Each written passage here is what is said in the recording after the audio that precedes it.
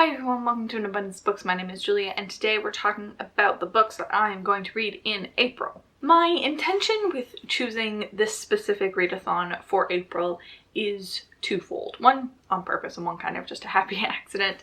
The first is that I felt very constrained by my reading in March. I wasn't loving a lot of what I was reading. I felt like I wasn't excited about the books that were on my TBR, and I just wanted to have more freedom than I usually allow myself with these things. And the second is that it is theoretically spring. So that is going to be the basis for choosing this still unseasonal readathon. We are going to be doing the summer mixtape readathon created by Leanne at Literary Diversion. This was originally ran in the summer, I want to say July, but don't quote me on that. But we are going to be using it as a spring pump up. As always, I have a lengthy announcement video down below, but also this is a bingo TBR. We haven't had a bingo TBR yet, and I've been waiting for one because you can still have the sense of accomplishment without accomplishing as much. And this one is ideal because there are 5 book prompts and 4 non-book prompts. So theoretically, I only have to read one book that meets the theme this month and I will complete this TBR, which is very exciting for me. Obviously, I hope that I will read more, but I want to enable myself to do more mood reading, and we'll see what we're doing in May. Well, I know what we're doing in May, but you'll see. And we're going hard on the spring theme, and I'm going to be having a number of videos related to spring cleaning. Unhauling specifically, obviously. So subscribe if you haven't already if you like an unhaul. I know you do. But for now, we're just gonna go through all of the prompts one by one and tell you what I'm thinking for each of them. First spot is nature on the cover. For that, I'm going to be reading Spite House by Johnny Compton. This is the Literally Dead book club pick for March, but I've been reading all of the first 3 picks out of order, so this is the one that I have to do now. It's the horror haunted house book, I guess, but there are very clearly trees on that cover, so I'm excited to get into it. As always, I know nothing about book synopses, but I will let you know once I've read it. The second prompt is to read in a sunny spot.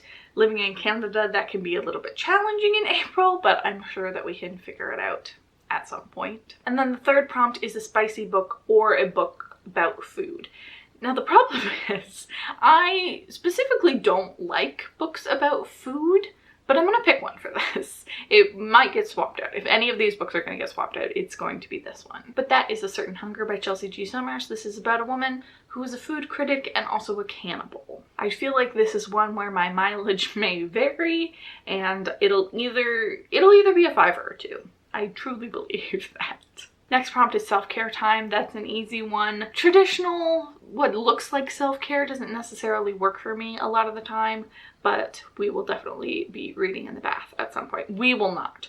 We will not. I will be by myself with the doors locked. The middle space is a free space, as is tradition, but the prompt is also to read a book based on your favorite summer song. That seemed too hard for me. I don't think I'm a seasonal music listener, but Miley's new album, Endless Summer Vacation, I've been listening to a lot and feels like it fits the bill. The main song off of that is Flowers, and so for that, I will be reading Before I Do by Sophie Cousens, which I am reading because Sophie Cousens' last book was in my top 10 of last year. I absolutely loved this, and I am hoping for similar things from this one. I think this is supposed to be some sort of like alternate timeline, who's your true love kind of thing. That's the vibe that I get from the cover, and that's the only information I have. Next is Summer Throwback / Ideal Summer Vacation. So the idea with this one is an Instagram challenge, but I'm not going to be doing that. But in the vlog for this video, I will be featuring some childhood photos of vacations. So I'm excited about that. I'm excited to go through all the old family albums and see what I can find. Next up is Unseasonal Read, and this one I found tough because it's a summer readathon that I'm doing in spring. So what is unseasonal? So I went with like a cheat answer because I want to read this book. I'm going with season, but not the weather-based kind. I'm going with the sports-based kind. And I'm going to be reading Cleat by Meryl Wilsner? Yeah, Meryl Wilsner, who wrote Mistakes Were Made. I loved this book last year, and I got an arc of their new book, which I'm very excited to get to. And I think it's Sapphic Bend It Like Beckham.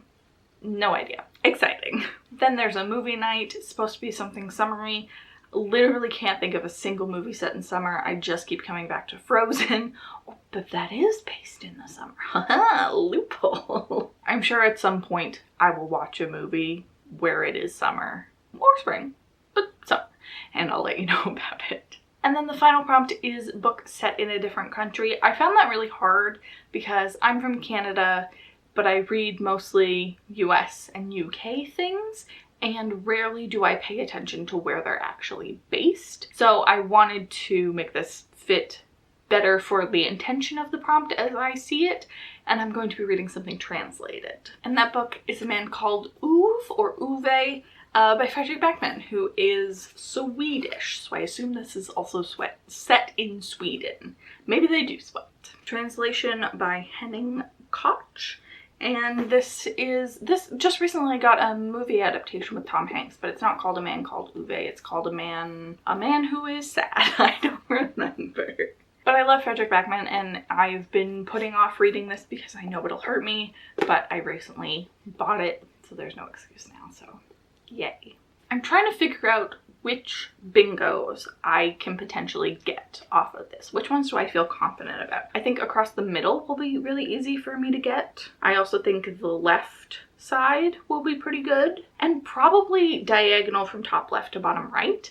I think that'll probably be good. Those are all book prompts, but they're all things that I need to read for reasons, so they'll probably happen. Of course, being me trying to have a chiller month, I'm immediately figuring out how I can black out the whole board, but that's not the point. The point is to enjoy what we're doing, to have a nice vlogging time, and it's gonna be good. Alright, that's it for me. I hope that you enjoyed this video, and I will be seeing you very soon with an unhaul, I'm afraid.